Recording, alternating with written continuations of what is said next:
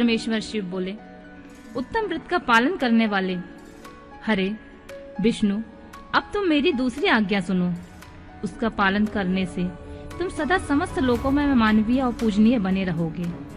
ब्रह्मा जी के द्वारा रचे इस लोक में कोई दुख या संकट उत्पन्न हो, तब तुम उन संपूर्ण दुखों का नाश करने वाले के लिए सदा तत्पर रहना। तुम्हारे संपूर्ण दुस्सह कार्यों की मैं तुम्हारी सहायता करूंगा।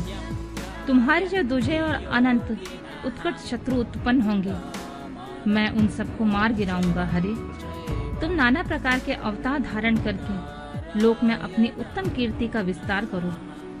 सबके उद्धार के लिए तत्पर रहो। तुम रुद्र का ध्येय हो और रुद्र तुम्हारे ध्येय है। तुम में और रुद्र में कुछ भी अंतर नहीं है। जो मनुष्य रुद्र का भक्त होकर तुम्हारी निंदा करेगा, उसका सारा पुण्य तत्काल भस्म हो जाएगा।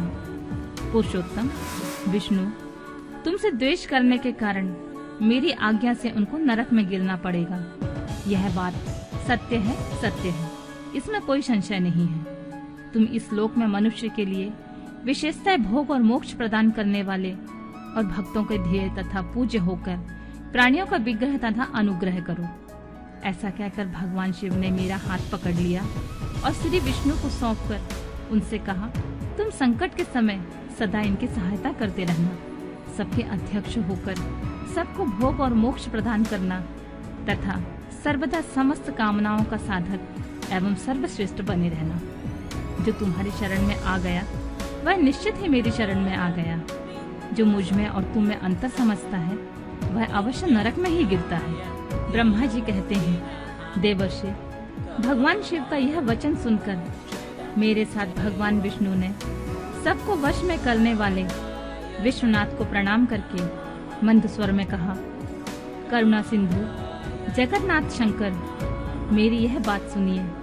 मैं आपकी आज्ञा के अधीन रहकर यह सब कुछ करूंगा। स्वामिन, जो मेरा भक्त होकर आपकी निंदा करे, आप उसे निश्चित ही नरकवास प्रदान करें।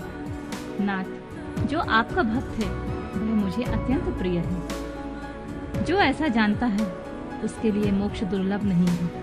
श्री हरि का यह कथन सुनकर दुखारी हर ने उनकी बात का अनुमोदन किया और नाना प्रकार के धर्मों का उपदेश देकर हम दोनों के हित की इच्छा से हमें अनेक प्रकार के वर दिए।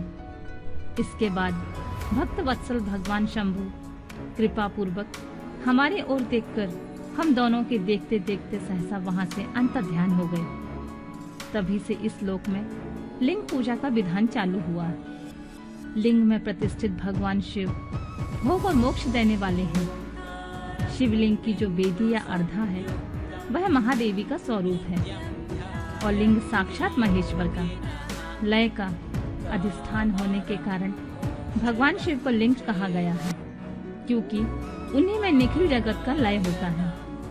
महामुनि, जो शिवलिंग के समीप कोई कार्य करता है उसके पुण्य फल का वर्णन करने की शक्ति मुझ में नहीं है।